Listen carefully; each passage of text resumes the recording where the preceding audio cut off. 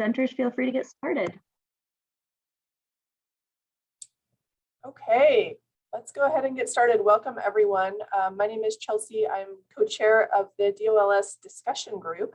And this event is put on with the discussion group and the Publishing and Research Committee. Did I get that right, Heather? I think. We're the Research and Publications Committee, yes. So it's a joint effort, and it's been really fun to work with another committee to get this planned. And I'm going to introduce our panelists in just a moment, but thank you to all who are here. Thank you especially to our panelists today. We are really excited to hear from you. And I imagine we're all going to learn a lot. So without further ado, today we are going to be hearing from our publishing experts, though I know it's a little intimidating to hear that, but we know y'all have experience with this. So first we're joined by Dr. Melissa Atkinson, who is the Director of Distance and Online Library Services at Abilene Christian University in Abilene, Texas. Hopefully I'm pronouncing that correctly. Dr. Atkinson's research interests include meta-literacy, ACRL framework, learning management systems, and online graduate students. So thank you so much for joining us today.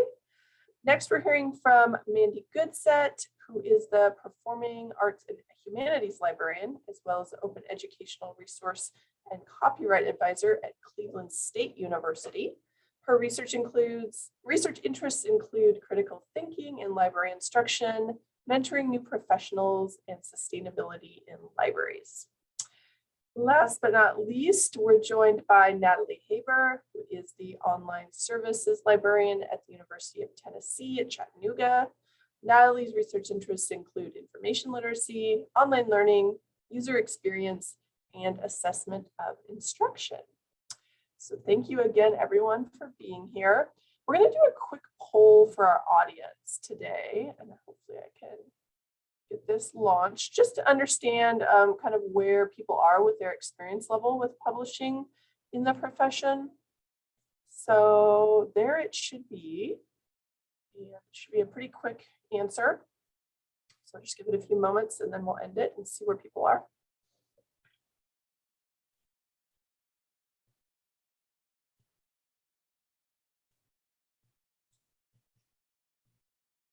All right, I've already seen we've got answers from 20 people, so I think I'm going to go ahead and end it. Share results. There we go. So it looks like a lot of you at least have some experience with publishing, which is great. Some experience to build off of, perhaps. Some people are new and haven't done it, and a few have a lot of experience, which is also excellent. So I think next I'm going to hand it over to Heather, who will give us some more information about kind of how this panel came about, and we'll go from there, launch into it real soon. Thanks. Right. Hi, everyone. My name is Heather delaul. I am the co-chair of the Research and Publications Committee. And what happened here is that the new strategic plan had come out in June of 2021, and it included this goal of research, which had always been there, but the research had new action ideas, such as mentoring members in research publications and advocating for submitting research to scholarly journals, and also to foster and disseminate research studies and library support for distance and online learning communities. So some of these goals were being met by the Research and Publications Committee, but the mentoring wasn't. So we wanted to start trying to mentor people or trying to get a sense of how we can encourage publication. And we did this in New Jersey, where we had people come up and talk about their experience of researching and publishing, and it just went around really, really well. So I was excited to bring people in distance and online learning librarianship together. So that's kind of how this started. And then as soon as we talked about it, Chelsea was all on board getting her committee in. So I think I'm just going to do the housekeeping for you, Chelsea, so you don't have to talk again. We'll work through the questions that we have already written down, and we'll happily take questions from the attendees, but we ask you to hold your questions, chat or voiced, until we are done with the panel portions. Okay, and we also ask that if you are not a presenter, that you keep your camera off so we can keep the bandwidth lower. Okay, thank you. So for the panelists, and I know there's somebody who planned to talk about this, but anyone can jump in. How have you come up with your publication topics? Melissa? Yeah, I'll go ahead and start with that. Is my mic okay? Am I Yes. at a good level? Okay, good. I'm always afraid of being too loud. So I'm gonna start with some examples of specific experiences I've had coming up with topics. I've been a librarian for 21 years, so and in the same university, so I've had different roles. And my first role was as a reference librarian, and so someone suggested to me that I write for reference works. Since I was a reference librarian, I would be adding to the knowledge that I am giving to other people. So that's how I started out. I wrote entries for reference works. And these came from CFPs, call for papers, that other people had gotten, and they gave them to me. And then I was in charge of the website and social media. So I wrote something about, and I was a periodicals electronic resources librarian. So I wrote about that, my experiences with that, having to do usage data, which I did a lot of. Back then it was very time consuming. And then I've almost always been part of the children's collection development in children's and young adults. So I wrote an article with a colleague about that in academic libraries.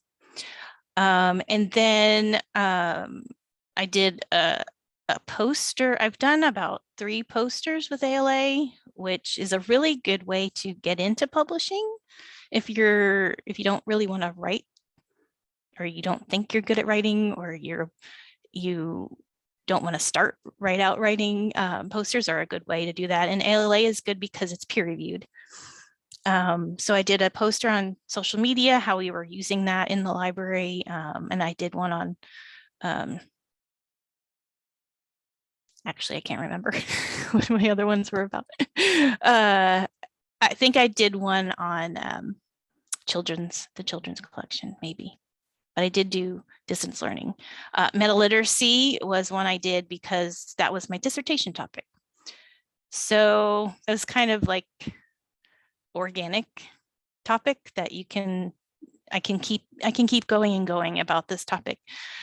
So those are some of my experiences. They've mostly been job related, which is a really good way to get started or come up with topics. Anything from your job, if you're curious about it, if you want to know about best practices, what are you doing? How did you solve the problem?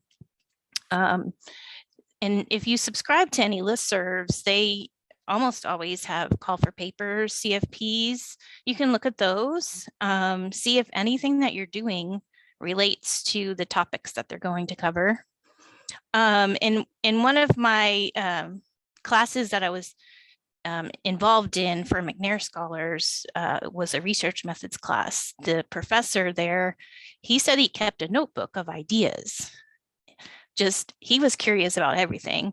And so he just kept a note. He would write stuff down about, oh, I wonder how that would go if I made that into a research question. And so I decided to do the same thing, and I can't find my notebook. I looked for it all weekend.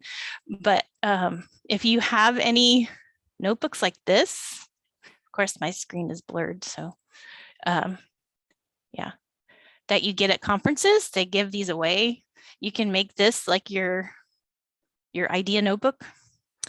And it's just for whatever you come across, during your everyday work. But some notebook ideas that I've come across are citation studies, if I've done a workshop, maybe that could translate to something to write about, or a webinar that I've done. Even everyday tasks that you do, like my usage data, maybe that could be a topic. And I think Natalie's going to talk a little bit about translating that was these ideas into that was a topics, good into something segue. publishable. Yeah. Natalie, can you now talk about how you've translated your topics into research projects? Yeah, and I think, thanks, Melissa, and hi, everyone. It's nice to see so many familiar faces in the audience today. And the disclaimer here is that I don't know that any one of us would pin us as experts. We didn't come up with the panel title. We'll say we're experienced and leave it at that. But how have I translated some topics into research projects? I think one good thing to keep in mind is, what is the venue that you're aiming for? Because depending on where you're trying to put this information, changes how strict things have to be, how you might approach the project really can change based on what. So there's different thresholds and levels of things, right? If you're just trying to aim for low X, like, or presenting your information or saying, this is a great lesson plan I did, and this is how great it was. Well, that's not, maybe like the most scientific of researches, right? So anytime you're collecting data, maybe we can start thinking about good research questions surrounding the data that you might be collecting, and have, I think sometimes, there was lots of people who have done a lot of publishing or some publishing in here. So we're all aware that, like, the world of library science, it really varies in quality of publication and in the quality of the research coming out. And sometimes I think, we're not always the best handlers of data or best at drawing real true statistical, statistical, we're a little lax. So I think it really depends on, like I said, what is your venue? Are you aiming for a top tier journal that's going to look at your data set and you want to have like a really structured way that you've approached the project, or not? And so from there, asking yourself, what data do I have access to? Some ideas for us in the distance and online learning world. What does the tutorial data look like? Are there good things that you can draw out of your tutorials that you've already built and put time into? And then, and some other things that I've done in the past, I did some UX work where I did some focus groups. How do you like the website? And then we did some UX stuff that was actually more there's more of a method where we had them, we screen recorded their movements and did a nice report about what they all did. So I think I'll stop there, but does that kind of make sense, Heather? Yeah, I think it's helpful. And if people have more questions later, it'll come out. Yeah. But now I'm going to ask Mandy, because it's your turn to talk about. You've written a lot. What are your strategies for writing productivity and finding time to write? Thanks, Heather. Hi, everybody. Nice to see you all. I'll echo Natalie. I'm not necessarily an expert, but I can share what I've learned. So in 2019, I was lucky enough to partner with our writing center director, and we started an academic writing club at my institution. And we were really inspired by the book, Writing Your Journal Article in 12 Weeks. I don't know if anyone's heard of that one. It's by Wendy Laura Belcher, and that became the basis of our writing club. And I learned a ton from participating. I will put the link to our guide in the chat if anyone's interested. But it taught me a whole lot about productivity and writing. And we've actually continued our writing club every semester since then, since it went really well. And I'm happy to share more information about the other books that we've tried out since that first one. But based on that experience, I would have two recommendations. One, find regular time to write every day if possible, even if it's just 20 minutes. I used to, and this I think is very common, try to wait until I had like several hours in a row to just devote to writing so I could get my mind in the right place. But that's not only kind of impractical because it's very rare that I have that amount of time, but it was also very unpleasant because I really dreaded multiple hour long writing session. So I would say shrink it down. Shrink it down to 20, 30 minutes and do it more often. And I have really felt since doing that, that's okay, Lauren, that I have become way more productive in my writing. I don't have to feel like I have to get into it because I just wrote yesterday and I know what I just wrote about. I can just get going and add a little bit more to what I'm doing. The second thing I would recommend is working with a writing group, a writing club, or even just like a writing partner to keep you accountable for getting things done. So our writing group meets once per week. We talk a little bit about the book that we're using, just very briefly, and report out on what we're working on. And then we just turn off our cameras and our microphones, because nowadays we're in Zoom, and we just write for 40 minutes quietly. And you might wonder, why do we need to get together if we're just going to write quietly? But it's very, very helpful to know that people are going to ask me about my work when I get together, and it holds me accountable. And it's an event that is on my calendar that's a lot more difficult to just bump and put something else there. It's like a meeting. So that's what I recommend. If there isn't a writing club at your institution, see if your colleagues would want to in the library or among the faculty would like to get together and have something informal like this. Maybe DOLS wants to do something like this, have a group that just gets together informally. Like, it doesn't need to be a huge group. It can be small. Even if it's just one other person, just having a buddy. I think that has been very helpful to me. So those are my 2 pieces of advice. Thank you. Natalie, did you have anything to add to that? I mean, really, that's what it comes down to. It's like this idea that we don't do long nights and we don't do crazy weekends. Instead, it's like a trudging along, and you do a little every day. I am more like a 3 times a week, which isn't bad because I only work 4 days a week. So so I don't know, maybe that translates to 4 out of 5 for you guys. I've got an Amazon link here. This is the How to Write a Lot. This was my self-help book that I read when I was trying to just like get it together and write more. Oh yeah, that's right, Sam. He does work at UNCG. Oh, I love to hear that. That makes me so happy that he's not like lame. All right, so but that's the book for the semester. Yeah, I like this one. It's readable. There's bits that are like, oh, if you're trying to, say something with better language, there's a chapter on that. But there's the practicality, right? It's like, how do we get more productive? And if anybody has had the pleasure, or maybe not so much, of having to sit up with me on standards committee over the last couple of years, I'm a big proponent of like group writing. And I do it just like Mandy suggests, which is like, yeah, everybody's got the thing on their calendar, you meet up, a brief hello, keep it under 5 minutes or 10 minutes, and then everybody mutes and you go and do what you do. And like sometimes all that is like, you're looking for a good citation. There goes 20 minutes sometimes, or 30 minutes, but now I've got that thing I need it, because I think when it comes to productivity, sometimes it's really overwhelming. It's hard to get started.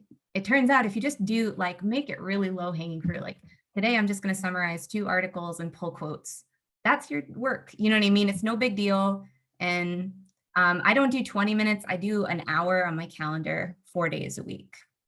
And so I'm pushing through an article right now, and it's, following this kind of structure, and I feel less stressed than I have in a long time writing. So. That's really helpful. Mhm. Thank you. We'll go back to Melissa now. Melissa, what are the advantages and challenges of collaborating with co-authors? So the advantages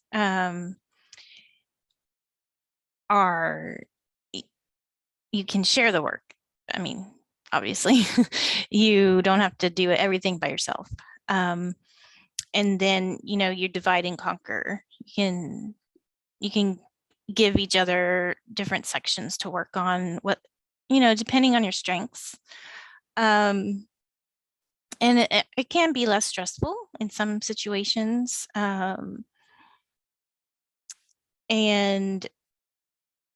And if you work with someone who has more experience publishing than you, that could be beneficial as far as getting ideas and having their experience inform you, so that when you do it again, you're not as overwhelmed, perhaps. Some disadvantages, it might take a little longer to get something done. Just scheduling and getting together, things coming up that you can't really control, technology, time zones, if you're working with someone long distance, that kind of thing. And you might not agree on some things. And so you might have to work that out, and that might take a little time. But if you both have the same goal and interest in your topic, then it'll definitely be an advantage at the end of it. Yeah, those are the experiences that I've had when I've collaborated with somebody. Natalie or Mandy, do you have anything to add? Natalie first. Yeah, I'll jump in. Well, I mean, Melissa, I mean, that's what it comes down to. It's like double-edged sword, right? It's so good. It keeps you accountable. You've got a group, you can lean on each other, share citations, share the workload, but then again, it's like blown deadlines, that's like the biggest deal. It's like you show up and so is like, oh, I just didn't get to my portion, right? And that's when those regularly scheduled writing meetings really come in handy. So I don't know, I think, what else? I have notes. I'm looking at my little thing. I would say maybe the only thing that we didn't touch on is just that it's helpful if you're going to start writing with somebody to like manage expectations kind of right off the bat. Like, what is an ideal timeline? What is your writing style?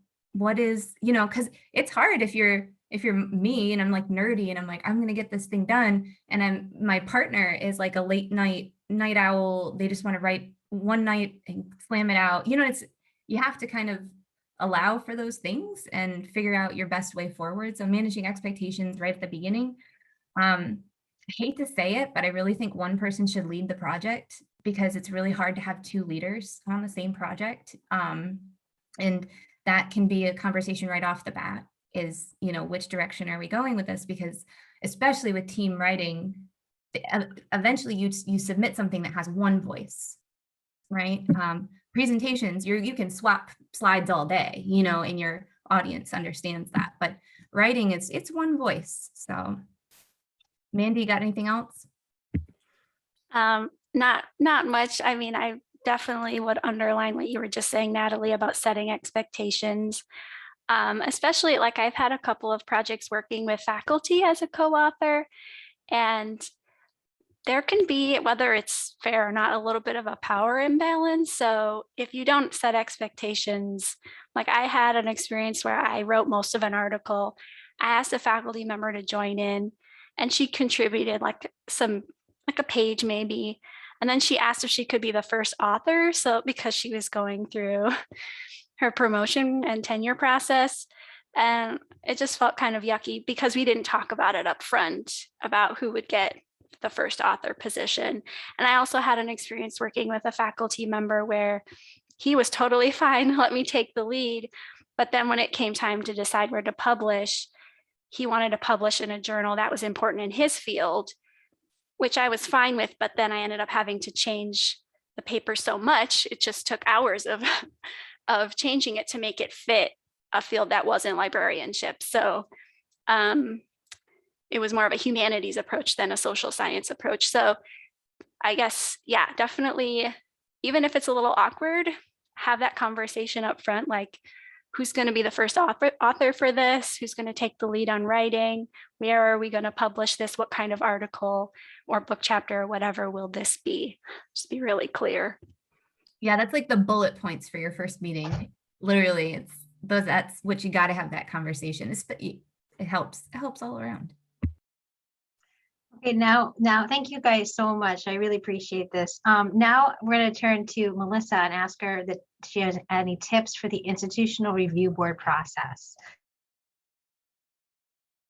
So I'm hoping everybody in the audience is familiar with the IRB process too. It's institutional review board. It could be called other things. It could be a human subject review board.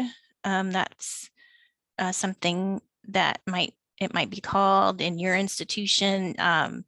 Just make sure you know what it's called in your institution so that you can follow the right process for whatever method that you choose, whether that's a survey that you're going to send out, an interview,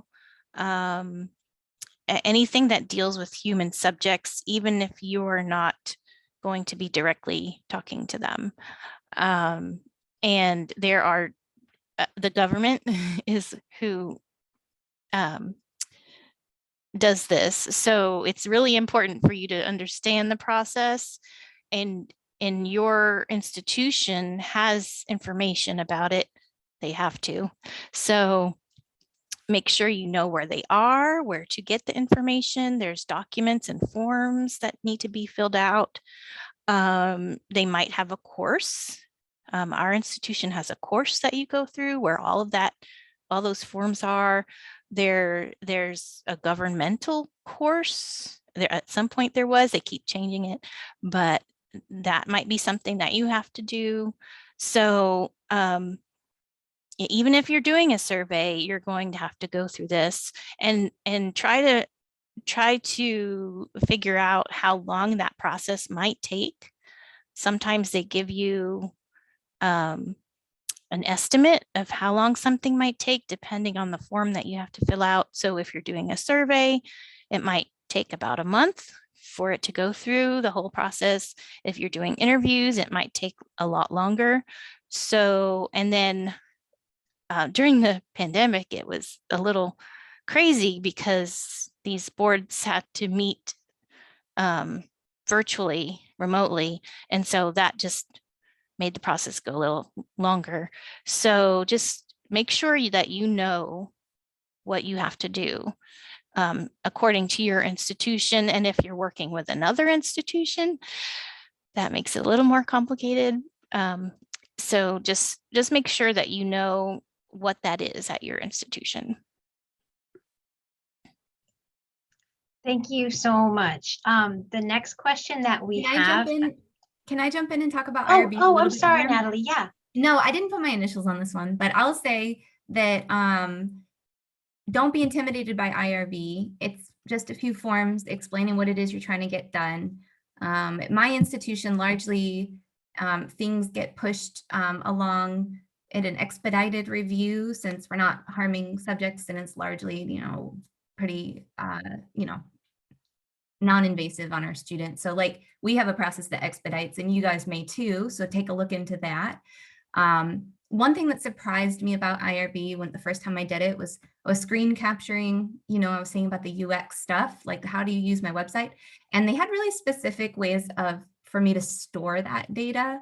So be ready to be specific about your storage. Are you using it on a USB? Is it going to be on a flash drive, or is it going to be here, or is it going to be there? And that would be one little hang up that was like this weird thing that I got nipped at. Like they were like, you can't save it onto your computer like you think you can. So just be ready for that if you're saving data.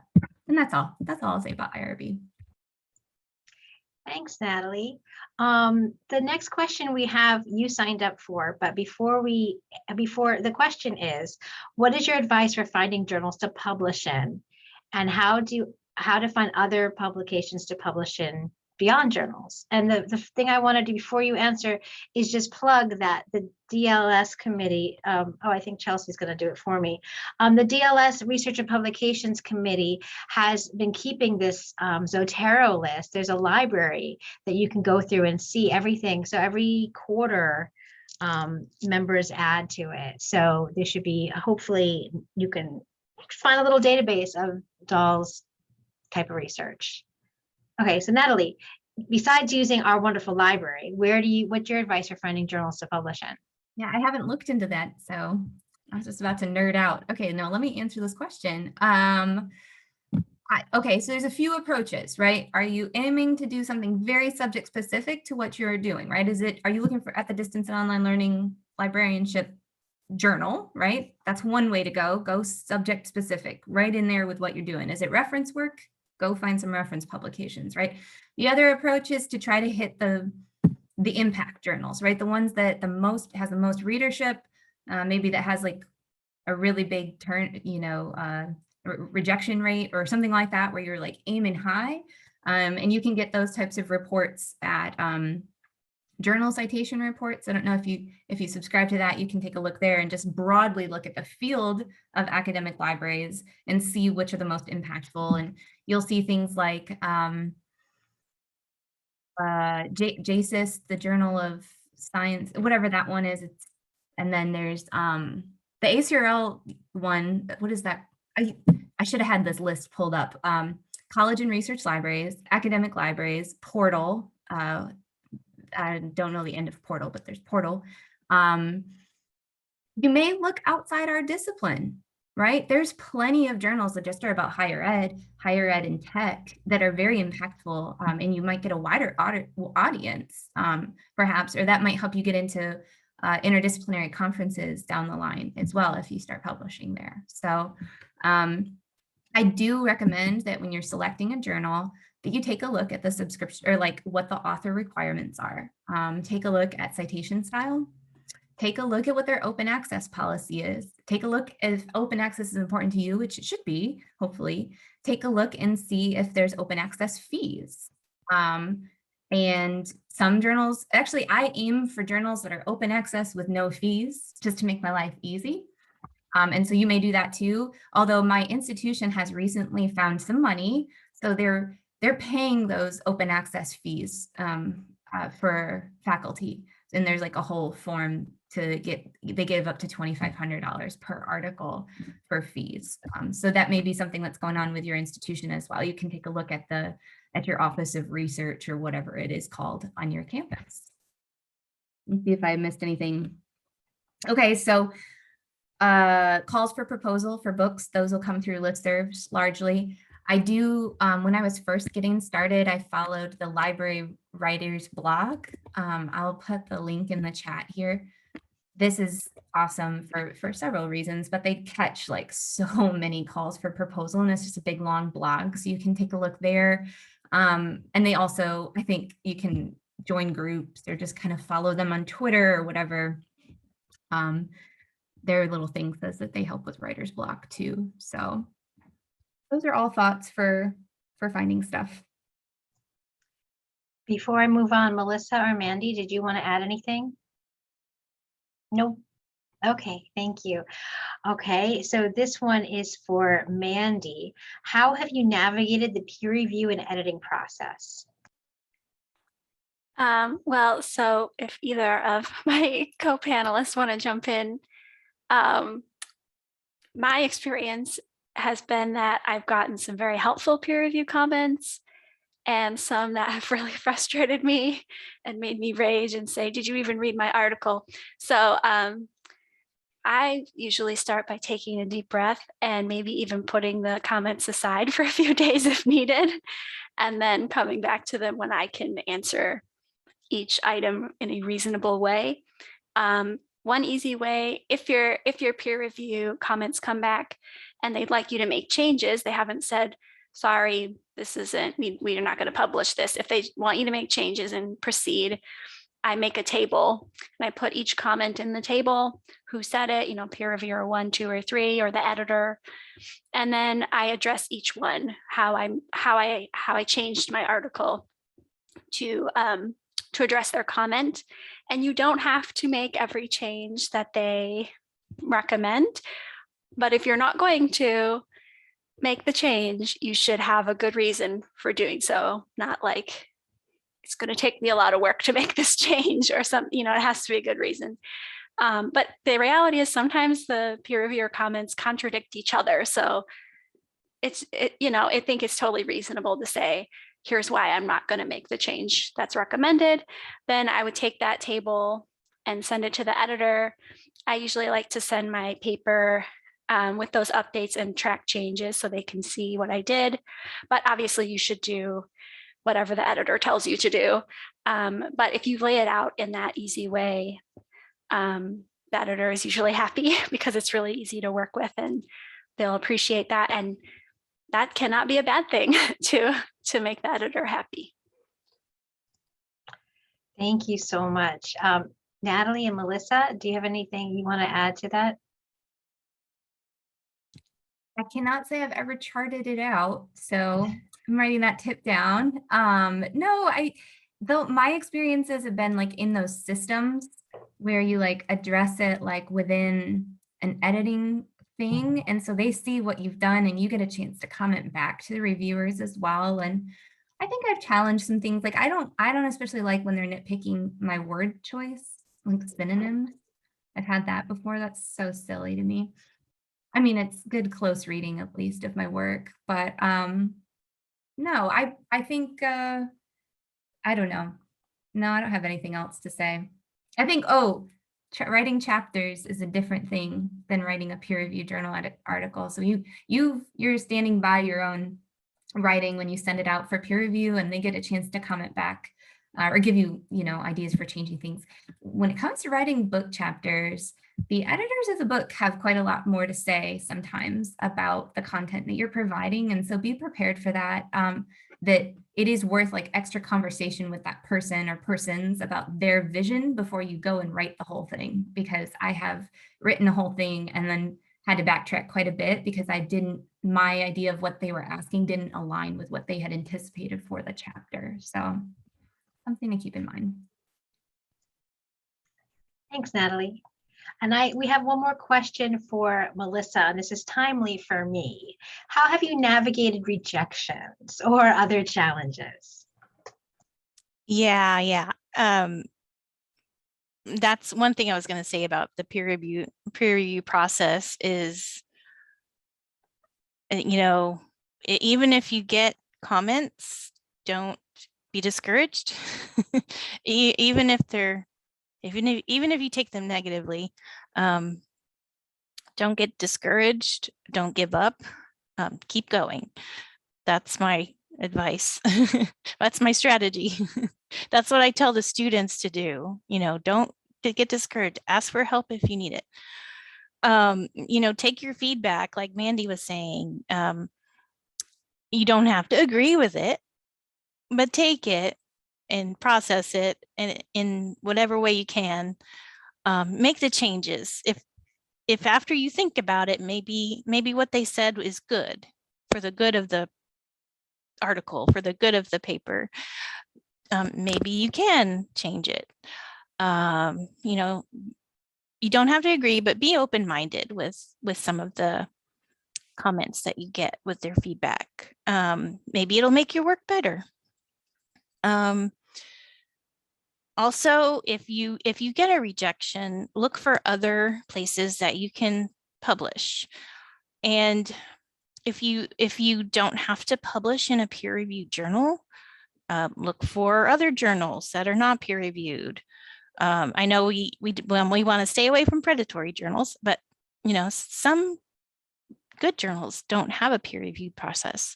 Make a presentation. Some presentations that you send proposals for are peer-reviewed. Posters sessions, some of those are peer-reviewed. Conference papers, some of those are peer-reviewed. And then you can start to build on maybe your topic. If you've done something little, then you can maybe write a paper about it. You can submit it to a different journal. So when you're looking for journals to publish in, get a list of 3 or 4 or 5 journals so that you can, if something doesn't work out, then you can go to the next one. I have notes written down here as well. And I can't read my own writing. That's bad. If you're getting a rejection, maybe present this to someone in your institution, in your library, a friend or a colleague, maybe present it to them and say, what do I need to improve? What do I need to cover? Maybe I'm missing something. Present it to faculty. Maybe it's something they need to know. Once you get feedback on it, then maybe you can improve it, or you can resubmit it to a different journal. If it's something that you're passionate about, just don't give up on it. That's my advice for that.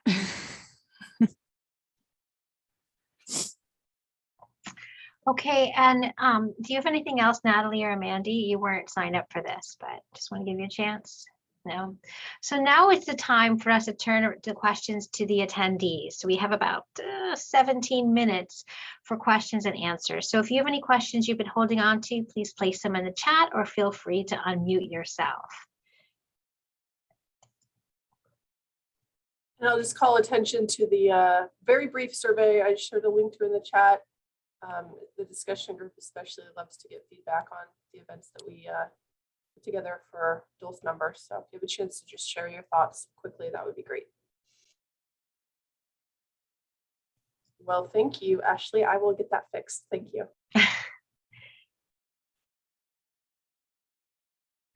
Well, I'll start with a question. Have you ever collaborated with a group? Everyone mentioned 2 authors. Have you ever collaborated with a group of like 5, 6, 10? No. Yes, I published something with a group of 5, I think. It was very challenging. It was very difficult. And I think like Natalie said, I wish that I had heard that before experiencing that group, but like you need a leader, you need somebody who is driving the voice of the article and deciding the tone of the article. Like, is this going to be more formal? Is it going to, you know, all of that has to be decided on, and it can only be so democratic because it needs to get done.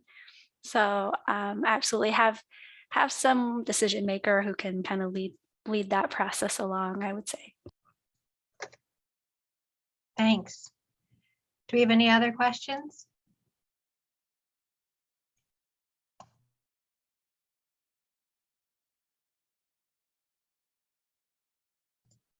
So in the chat, Ruth Manier says, you have all mentioned hinted that you don't necessarily identify yourself as an expert. How do you deal with the imposter as you write? Okay, I've got some things that I keep in mind.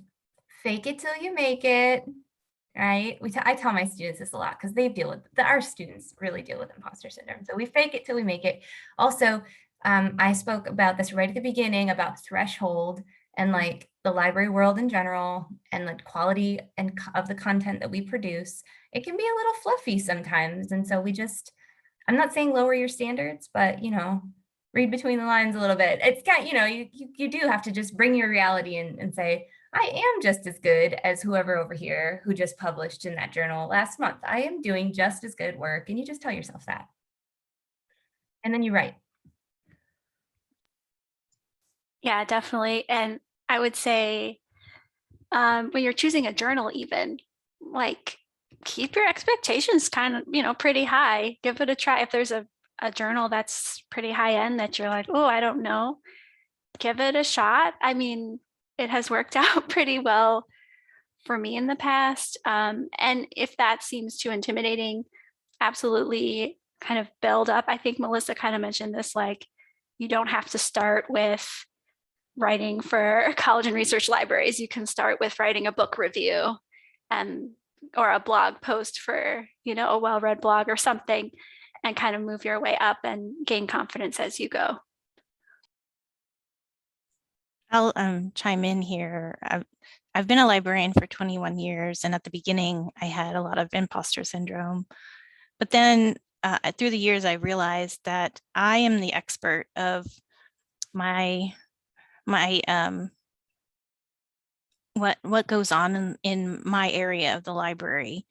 And there aren't that many experts in the library world anyway. I mean, we're a big group, but there's little nuances of library work. So own it. So own your little area of your world, because not very many people are going to know about it, and especially your experiences in your own institution, in your own library.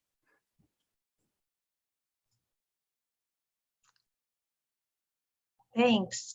We have a couple other questions in the chat. I want to make sure I catch them all.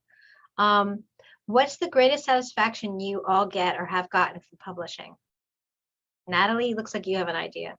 Well, clearly the parades in my honor No, I don't know. It feels good. It feels good to see my name in print. And you know, I think I don't always like to like show it off or tell people necessarily, but I love the feeling of when I get like a notification that one of my papers has been cited by someone else. I think that's probably the best feeling because it's like, yes, like someone else is building upon what I said, you know, and I really like that feeling. So You in the library world, it seems like we don't like to toot our own horns very often. And I mean, that's good. That's great for our profession being humble. But one of the best things that happened to me was when I wrote an article based on my dissertation, one of the meta-literacy, one of the authors of that meta-literacy concept cited my work. So that was like the biggest nod, that the biggest thing that happened to me. And no pomp and circumstance, no parades, but for internally, it was like a big deal for me. Yeah, I would agree. It's mostly just your own sense of pride. You're not going to get a parade, but I think it's especially satisfying when you spent a lot of time on the project. Like I recently published about a project, and it was like over 3 years from when it started to when it was published. Part of that was the pandemic, but yeah, to finally see it published was like a huge thrill after all of that work and all of that time. Just to see that it's done and it's out there for people to respond to is really great. this Okay, wasn't another a question. Sorry, this wasn't a question, but it's the opposite. What's the worst feeling that you have? Nobody asked, but reading something that you're like cringe about several years later. I don't know if this has happened to anybody, but I hate going back and reading my old stuff. There's like, why did I say it that way? Or, oh my gosh, especially instruction, because you're ever evolving the way that you like approach teaching. And sometimes it's like when you write it down, it's too set in stone or something like that. Anyway. All right. I know there's one more question. Sorry, Heather. No, I appreciate that. That was a really good comment. So thank you for sharing. Which journals are good for distance and online learning topics first? Yeah.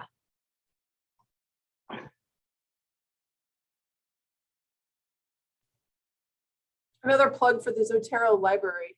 Let me share a link to that again. Sorry, not to jump on top of the panelists, but there was a pause there. I mean, there's the distance of online library services and distance. There's the long one, right? But to me, I don't want to say that the distance learning is the most important thing in the world, but I mean, I think it can get published in almost any library journal now because it's such a hot topic. Yeah, I would take a look at if you're citing other sources in your paper, where are those sources published? I would find those journals and track them down. And how did you meet or find co-authors from other institutions? For me, through the DOLS, get involved. You'll meet people who are doing the same work as you across the country. That's really helpful. And I've also collaborated with close colleagues who work in the same hallway as me and or faculty on campus that I'm partnering with or collaborating with.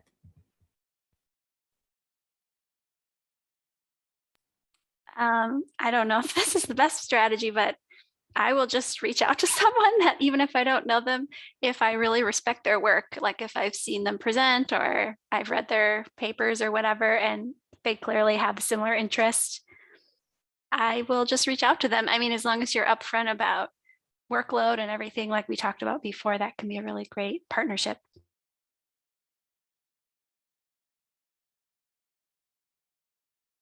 Do we have any other questions? Is there anything that our panelists have thought of that weren't related to any questions that they wanted to share or just to motivate people? Actually, I'll jump in with a quick question as our panelists contemplate that. I alluded to it here in the chat. One thing I've been interested in, but have never really been able to tackle is like a research project per se, is the scholarship of teaching and learning. I don't know if anyone else is familiar with that. It goes beyond library science. It's really about investigating how you teach, what works in the classroom, what doesn't work.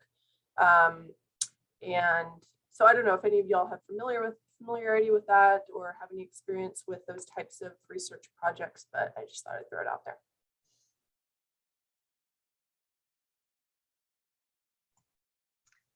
Well, I guess not really, but I published with a chemistry professor about our tutorials, and I'm published in a chemistry journal that was specific on information literacy. So it was kind of related, but yeah, I'm totally interested in SOTL topics. It's really great if you are tenured and you're trying to help out a new faculty member, and you want to get publications, and sometimes you can work with them and publish outside of the library fields or even inside of the library fields with that.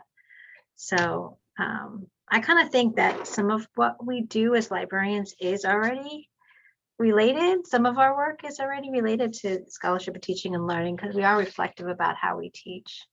I know that question wasn't for me. That was great. Thanks for sharing, Heather. Yeah.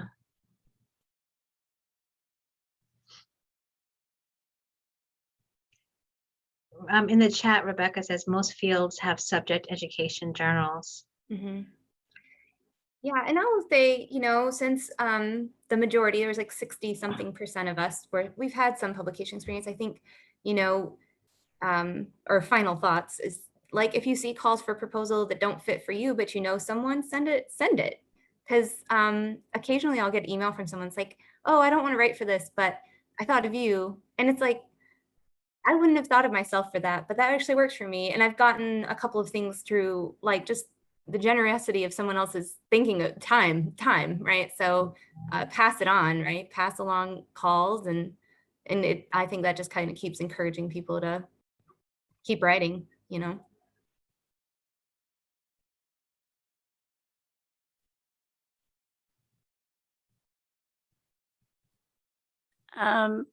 If I had one last thing that didn't come up, I struggled early on in my career with kind of writing about all sorts of totally different things, and that's totally fine. You can do that, but I think it can really help you to choose one or two paths of research, like these are the things I'm going to focus on, and then you have the ability to really build on what you've already researched and kind of have a research agenda.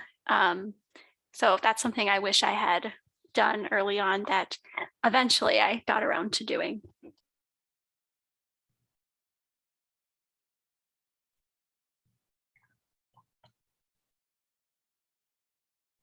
Well, we've run out of time now, so I just want to thank you, the panelists, so much for their time, for their expertise, for sharing, some of their best suggestions and their personal experiences with us. This is really a great presentation. I'm really glad how it worked out. Thank you so much. As another one of the planners, I second it. Thank you so much, panelists. Definitely inspirational. I see Mary has her hand raised. I don't know if you have a question, a parting question. I'm so sorry, Mary.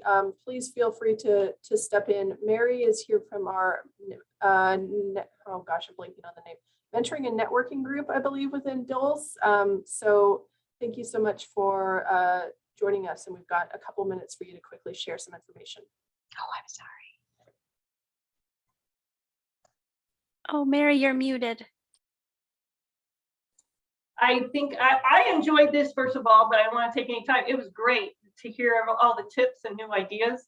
But I am part of the Mentoring and Networking Committee through DOLS, and I was asked to come, I'm a co-chair, to just let you know about it. And I think the reason being is with mentoring, we have had a couple of pairs where I can't remember the exact names of people, but they have said because they came together, they have decided to write something together.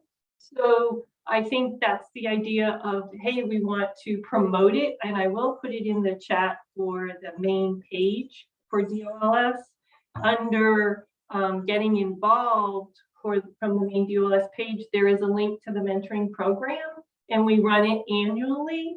And it has the dates when we start, July 1 through June 30th, where you can apply to be a mentor or a mentee. But I think this is just an opportunity where maybe we compare people who want to write. And that would be, or even if you don't, you mentioned that, and then, or even a topic a mentor and mentee discussed, if something might come of that. Like, hey, let's do a poster, or hey, let's write something together once you've had an opportunity to get to know each other. So that's why I think I'm here, but I want to promote it. So we welcome people to apply either way for mentor or mentee. Okay. And that's all I had to say. Thank you, Mary. Thank you, Okay. Mary. Okay. And I don't know if I can reach out to you on this by email, but I already see in our survey responses, someone says they'd be interested in a writing accountability group. I don't know if that would fall into your committee, but either way, I think there's some connection there. So thank you for sharing what you all do and that's a part of DOLS. It's awesome. Well, thanks for organizing, you guys. Yeah, thank you Yeah, so thank much for you. your time and expertise. Yes, thank you. Quick question for Lauren. Are you the one who sends out the recording, or will one of us do that? Yep, I'll get it sent out in the next day or so to everyone who registered. Is it possible to add information, or is it kind of just a streamlined link? I'm going to pause, or I'm going to stop the recording since the presentation's done.